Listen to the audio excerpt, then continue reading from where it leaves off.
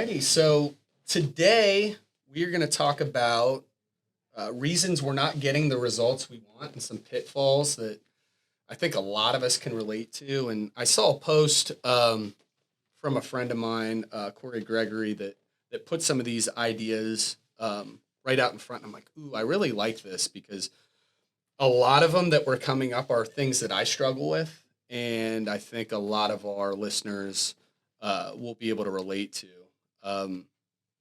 The first one being just a daily consistent training schedule. You always have like your time all week locked in. Like you work out at the same time all week long. Now, I don't miss workouts for the most part, but my schedule gets moved around, almost every day to where I work out at a little bit different time every day. And that really, when I'm really at my best and, physically feel great, it's usually when I'm working out, eating, sleeping, doing all that at the exact same time. Now, what's great is, working at the gym, I'll always find a class or a time where we have barbell, and I don't miss days. I'll never come home like, I just didn't have time to work out at all today.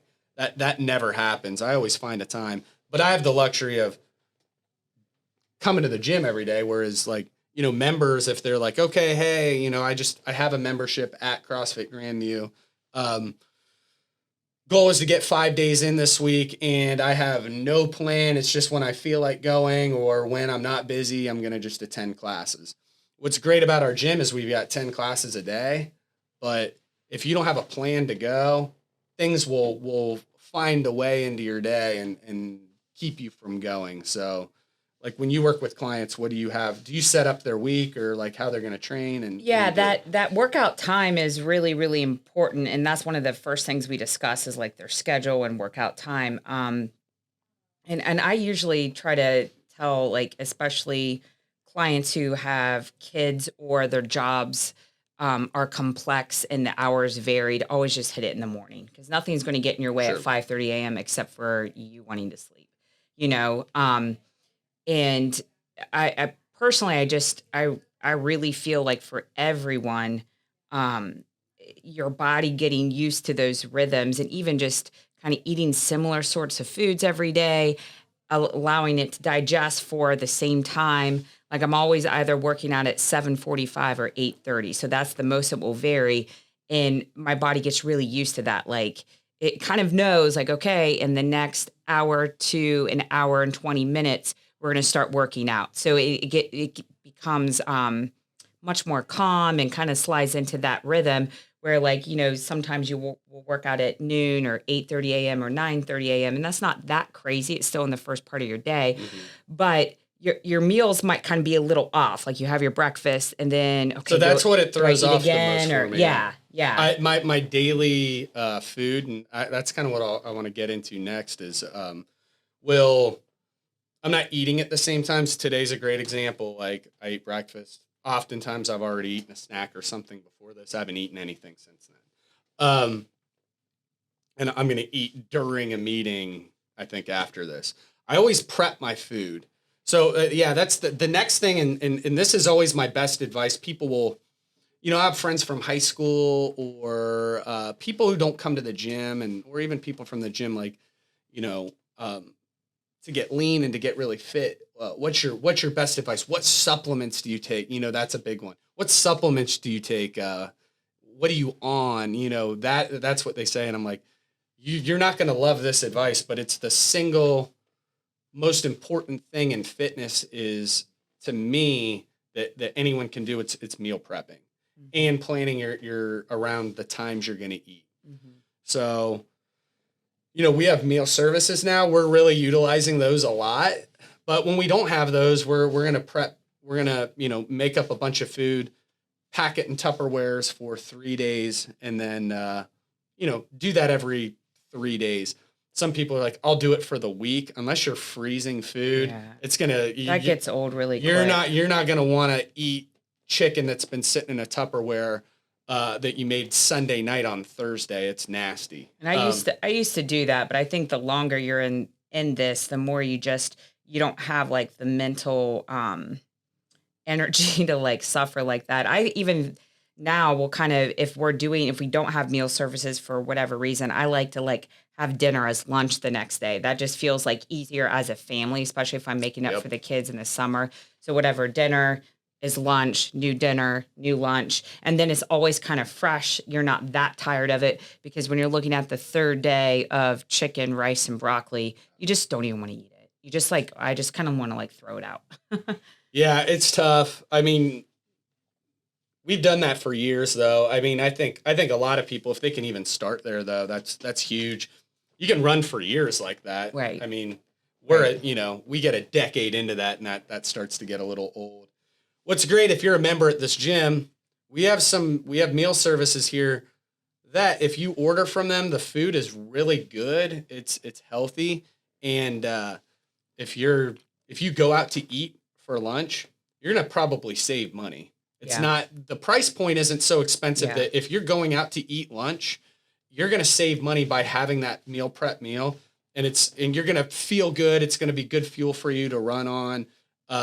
You can maybe hit Chipotle for around the same price, but like that Chipotle, I mean, you're staring down, no matter how you slice or dice, it's really hard to get in and out of there less than like 800 calories, even if you're doing bowls and stuff. Yeah. And they're not measuring and weighing. I actually had a client who would bring in his food scale because he refused to meal prep. And he's like, Kate, I would get anywhere from 2 ounces to 6.5 ounces of chicken. And it's supposed to be like 4 ounces. So, I mean, you just got to kind of realize the young kids that are working at Chipotle don't really feel like they're not weighing things out. They're not carrying that much. And not that we all need to weigh and measure all of our food, but just to kind of have an idea of what you're putting into your body is nice. I think though, if you just zoom out a little bit, what you're thinking about is, okay, at the beginning of my day, if I'm going into my day and I have these fitness goals, or I want to stay fit and I want to have this be a part of my life. If you're going into the day, waking up in the morning and you have no plan as far as what you're eating, when you're eating, and when you're going to work out, just based on like, if I kind of feel like it, maybe I'm going to work out anywhere from 4:30 to 7:30 tonight. And for lunch, when I have a lunch break, I'm going to jump in my car and just start driving and seeing what looks good. You are setting yourself up for failure, and you're not going to, more than likely, are going to get to where you want to fitness wise. You might do okay 1 out of every 3 days, but you're more than likely going to start missing the gym. You're going to miss days at the gym, and you're going to fail. And that fast food sign, you're starving. Your lunch break's an hour later than it normally is that day. And you drive by and you see like Arby's or whatever your spot is. And you're like, oh, you make that turn. And then when you make that turn and you eat that food, that workout that night isn't happening, because you don't want to dive into the ground and do 100 burpees in a 20-minute AMRAP. Shake. Yeah. Those things are awesome. It's not going to happen. So those two things, having a plan of attack with your workout and then having your food prepped, if you can do that, I think, that gets you 75% of the way there. Those first two things I always want to knock out, have that plan. And those are two things, again, like I don't miss workouts. I need to be a little more consistent with my training timing. It bops around a little bit within about a 3-hour window. But to tell you the truth, the last 3 weeks, it's pretty much been, the same, although the days it changes. It's like noon this day, 8:30 this day, 9:30 that day, noon that day. So it is the same cadence of the week. It's just not the same every day. Yeah. And that's another good point. Like I have another client who's she works out Tuesday, Thursday, well, basically Monday through Friday at 6 a.m. And then Saturday, she wants to do 1 p.m. She's going to train with James. And she was just kind of asking like how to change things up. And as long as you kind of have a plan and a cadence, your body can get used to that too. Get used to a rhythm. Like I'm a little more tired this day. This day I feel a little more rested. And you have a plan. So So on your, and this might just be good for people to hear. So on the days that you work out at 9:30, do you do a snack in between breakfast and 9:30? I do. Good. Yeah. You should. Yeah. Yeah. What is your snack usually after breakfast? It's a perfect food bar and an apple or a banana. Okay. So perfect food bar and then a piece of fruit. Okay. Mhm. And, just kind of a little tip, like for someone like Brandon or a guy, or, you have a fast metabolism, I usually say to try to get those carbs around like close to 50 to 60 grams of carbs. So a perfect food bar, depending on what type you get, will have around 25. That banana has around 27. So you're sitting right at 52 grams of carbs. Depending on, again, your fitness level, your metabolism, that higher fat of like the perfect food bar will mess with some people. It doesn't bother me. So I'll do something like that. And a lot of it is just kind of dependent on your body. So yeah, I mean, that's a common mistake people will make when that workout time moves from like 8:30 to 9:30, then they just skip that snack. And you always like, you want to try to err on the side of always fueling your body, even if it is just a banana or something, to get you energy in your system. Protein shakes are not going to give you energy for your workout. Protein is not an energy source that you use during the workout. It's either carbs or fat. So just kind of be aware of that. And carbs break down quickly. So that's kind of what you want to err on. What about for your noon workout? What do you do? When I work out at noon, so I won't have a snack. I'll eat lunch. So I'll eat breakfast and then a bigger meal, like a lunch, about an hour and a half before.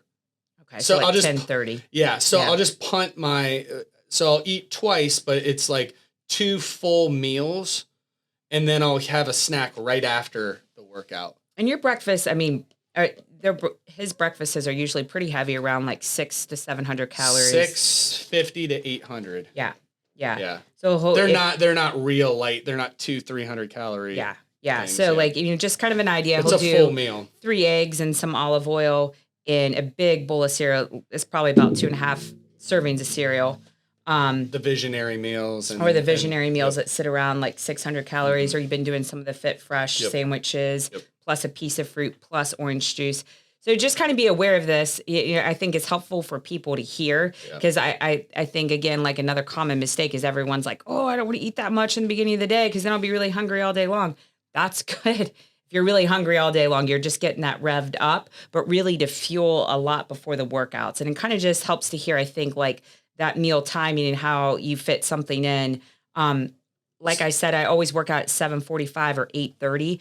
Every now and then I'll be if I'm getting pretty lean and I'm warming up for that 8:30 class, I'll get hungry like right in the middle of it, like 9 a.m. right before we do the WOD, and I'll run and grab a perfect food bar and slam it real quick. I think the older we get, a good general rule is to front load your food instead of back load it. Yes, If yeah. you can just think in a really simple context, like front loading your food and not eating what most people do is, if I talk to them, I'm like, okay, what does your day look like in eating? And before they even start, I'm like, I can tell, I'm like, you probably eat 70% of your calories from dinner and then on. Yes. So they'll eat dinner and it kind of just starts like they eat dinner, then they go to something sweet, then they go to something salty, and then sweet and salty until it's time to go to bed. Yep, and then they roll through that. It's a Charlotte plan. Exactly. Our daughter likes to do that. She slams so much food at night. Right at night, right before bed. And I think it messes up her stomach, so then you can't sleep very well. Yeah. Hyper. And it always reminds me, I watched this, it was a long time ago, probably 20 years ago, I watched this sumo wrestler documentary, and they were just like, with their hands just spooning big piles of rice into, just eating like tons of rice, and they had these barracks. It was really a cool setup they had, but they would do that and they would all just eat pounds of rice, and then they would all just like take naps right after they were done training, and it would just pack the weight on them because they're just trying to get huge. And that's a nice visual for everyone. So if you're eating a ton and then falling asleep right afterwards, picture that sumo wrestler. If that's the look you're going for, have at it. Yeah. So if we're front loading the food, we're going to burn that up throughout the day. If we're just thinking in simple context, and then as your day goes on and towards dinner, you want to, lighten the carb load and then up the protein. So you feel satisfied while you're going to bed and you've got or a full even stomach. a little hungry. Yeah. And if you don't wake up hungry, that's another really good like sign I'm eating too much at night. If you simply don't wake up like, oh, like I want to eat. Exactly. You know, a lot of people don't wake up like hungry because they're thinking about their day and they're kind of distracted. But at least like I'm excited to go to breakfast. That evening meal, whatever it was probably a little too heavy. I remember. So it was, I mean, again, he was on like the Tonight Show or something. It was Sylvester Stallone was on there, and they're asking him about fitness tips. And, you know, he was just super jacked and shredded and in his 50s or something. And He's like steroids. Well, what he said was, you know, a big one that everyone can do. I stopped eating at 5. Yeah. So it was just to that point. That's all I was getting at is like this guy, especially as you start to get older, like he was just like, I don't want to put on weight, you know, while I'm sleeping. Like it keeps me lean. I'm eating my fat up while I'm sleeping. He had all these things to say, but I remember that stuck with me. And this is a long time ago. I remember hearing that. And it was a lot to that point. It is hard to do, but if you can do that, that's the simplest thing I tell, again, clients, especially as we're intuitive eating. If you stop at 5, it makes it so easy. So that's early. I don't stop at 5, but we'll have dinner at 5, and then we'll do like another, maybe like a Yasso bar. I always have like Skinny Cow cones or something around like 100 calories, like half an hour later. So you're not having, again, like 600 to 800 calories at 8 o'clock at night. You're having, if you have that, you're having that like around 5, and then you're having a snack. That's like a percentage of that. I think, you know, kind of moving on from that meal timing topic, a lack of patience is a really big pitfall too that a lot of us have in just our results. You know, the timeline on the results we earn and then the results and when we want to have them can be off a little bit.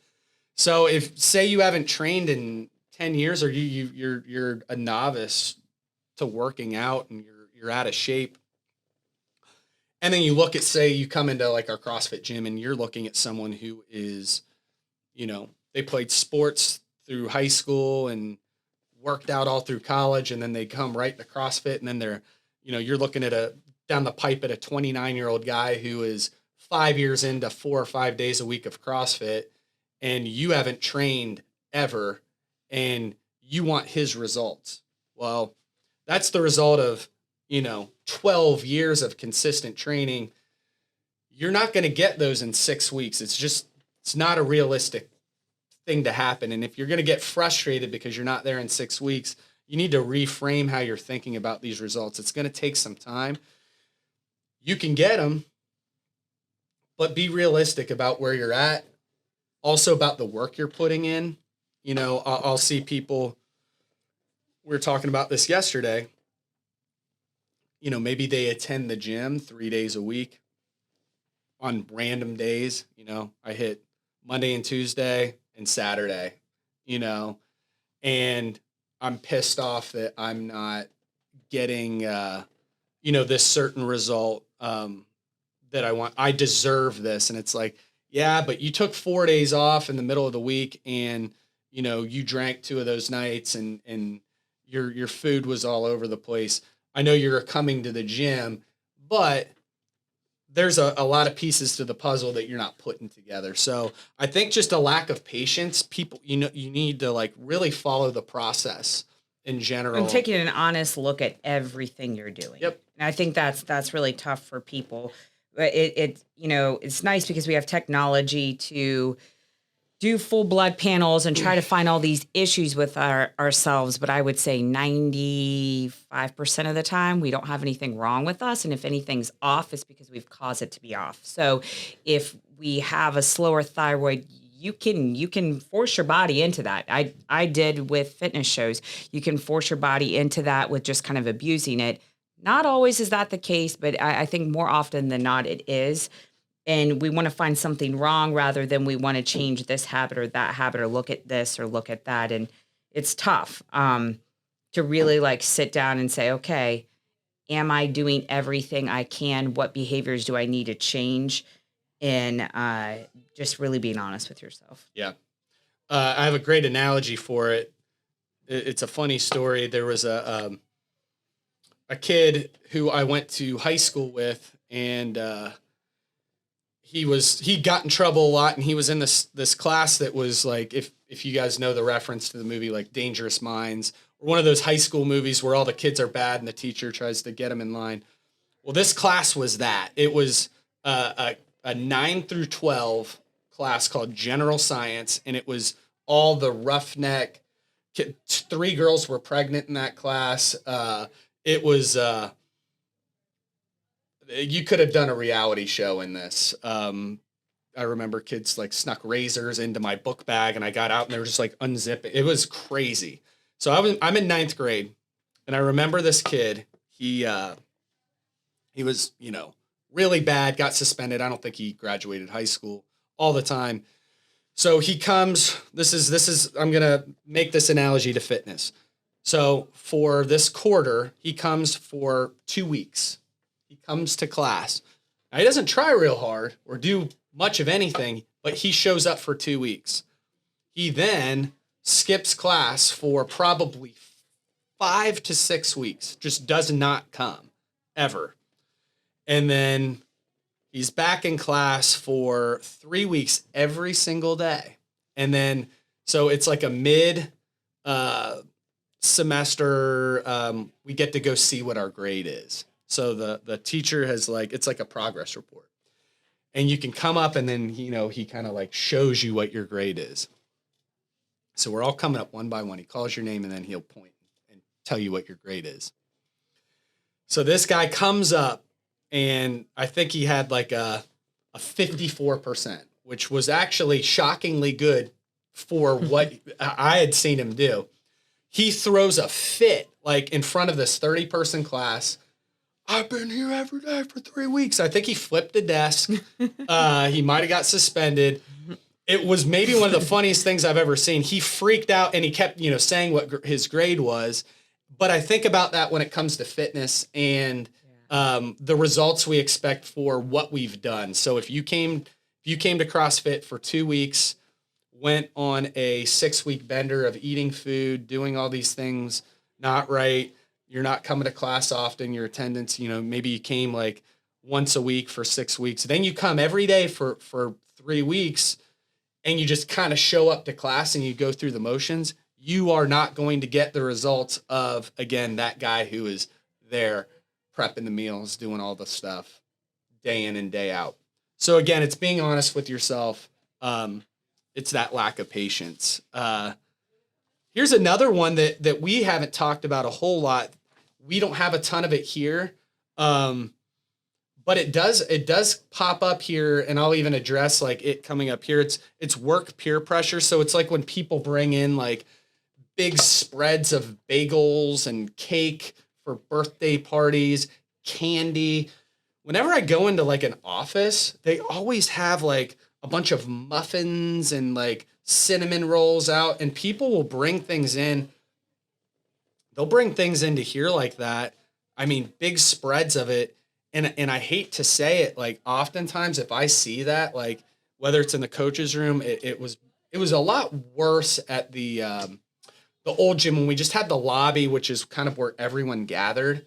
So people would bring in like a bunch of like tons of cookies, and to be nice too. It was like, oh yeah, hey, we had these left over from work, or, we brought all these cookies or cakes.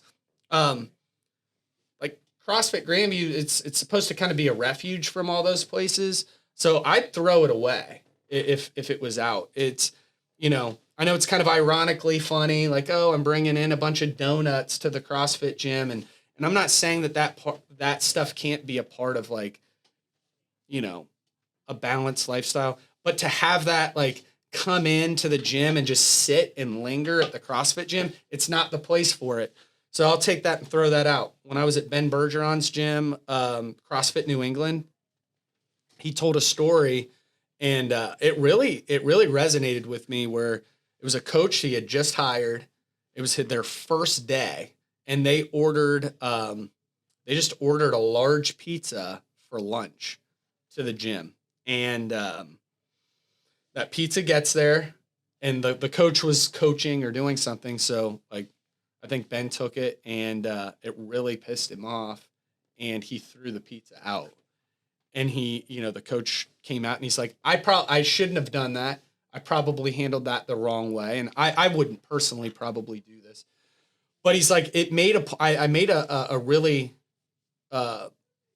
definitive point. Like, we don't do that here. Like, this is not, you're a CrossFit coach.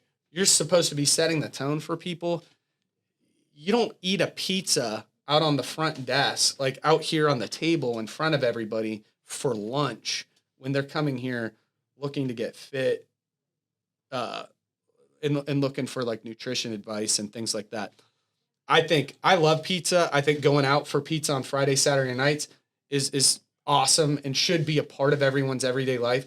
It should probably not be a part of your lunchtime during a Wednesday when you're a CrossFit coach. That's not really the example we're trying to set. So work, peer pressure, I think the biggest thing. Then what I noticed with clients with the peer pressure, a lot of my clients now have to entertain. So it's not just like food in the office. It's going out. Like, again, this new client, she went out. They were not only giving her shit because she wasn't drinking, but they're like, you can have this rule and you can have that. And she's like, I could, but I'm already eating an hour late. Yep. And I need to be pretty strategic here. And most of the time, what it is like those people feel kind of shitty about what they're doing. So they want like camaraderie with them, so they don't feel bad. And then I almost kind of see it as like, if you have all that work, you're almost like drugging your employees to do a job they don't want to do. Load up on this sugar and you just kind of like, okay, I'll type away or do this or do that. Like, it's kind of like, like giving you energy or mental, like, some sort of mental break to keep doing something that doesn't serve you.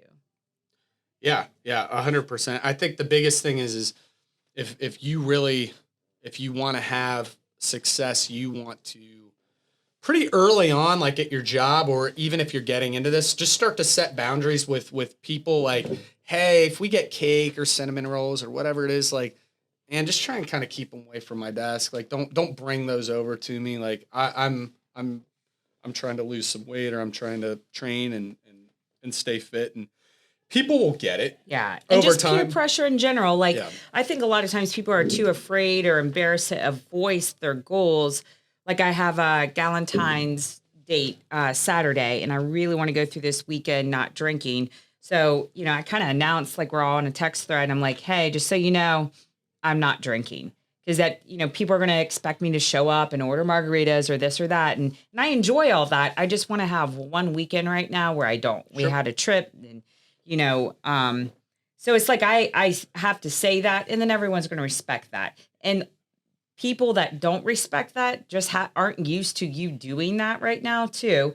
So like they kind of know not to fuck with me, that I'm not going to change my mind last minute. No one's going to be like, come on, Kate. They know if I say that, I mean that.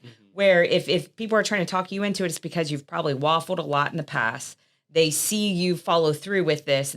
Then they understand, hey, if I mean this weekend, I'm not going to do this, or this, then they're going to quit kind of messing with you. So just setting those boundaries and then being firm in those so everyone respects that, including you. So if you say you're going to do something, I just really think it's very important to follow through with that. Yeah. I mean, and one of the notes I have on here is kind of one of the last ones, is just alcohol in general. Like, try and save it for fun times and weekends and special things that you're doing. If you're just cracking beers on a Wednesday night, that's going to make any sort of fitness progress really challenging. And especially as you age past 30 years old, next to impossible. You'll spin your tires pretty quick if you're doing some weekday, midweek drinking and things like that. Like, you're not going to be able to get the results that you want. So save alcohol for the weekends and for fun times and for things like that. And really try to avoid, hey, it's just Thursday night and, it's Taco Tuesday or whatever it is. If you find yourself in a rhythm of doing that, consistently, it's gonna really shake your fitness goals, and you're gonna have trouble maintaining even regularity on food, nutrition, and then training as well. So And I think something just to kind of like recap all this, something I hear you say a lot, and I hear us say a lot, planning. Okay. So at every point in this, like in these strategies today, it requires a certain amount of planning and preparation. And the more complicated your life gets, the more you have to plan and prepare. So if I'm going to go, I'd love to do a midweek happy hour. I love it, but I'm strategic with it. I kind of know, like, if I'm going to do that, I watch out for the weekends around that. I try to really plan for that. I don't do that coming off the heels of a week-long trip. And anytime I kind of break those boundaries with myself, I can do it, but I feel like shit. And it just reminds me of why I'm very careful around that. So if you have a special event, like a client had a friend's birthday yesterday, and she's eating intuitively 3 days a week. She's like, can I sub out Thursday for Sunday? And I'm like, absolutely. So if you kind of think about it that way, hey, I'm going out on a Thursday. This is a special day for this friend. Saturday, where I usually would do this same sort of meal and drinks, I'm not going to do that. So it allows you to kind of live your life and not be, not social, not be unsocial. But you're planning, and that's where, like, if people get frustrated, if they're not being patient, they're doing too many of these exceptions to the rule where they're not strategic with it. They're not planning. They're flying by the seat of their pants.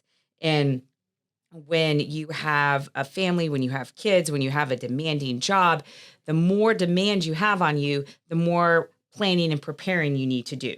Just like you would if you, like, we're traveling a lot the next couple years. I'm planning way in advance for a trip we want to take for our 10-year anniversary in the summer of 2024. Why? Because it's going to be an extra expense. If you think about that, something that's like, that's really going to kind of be out of your comfort zone, you want to prepare for that. Now, a lot of times that's a vacation. So everyone has spring break coming up.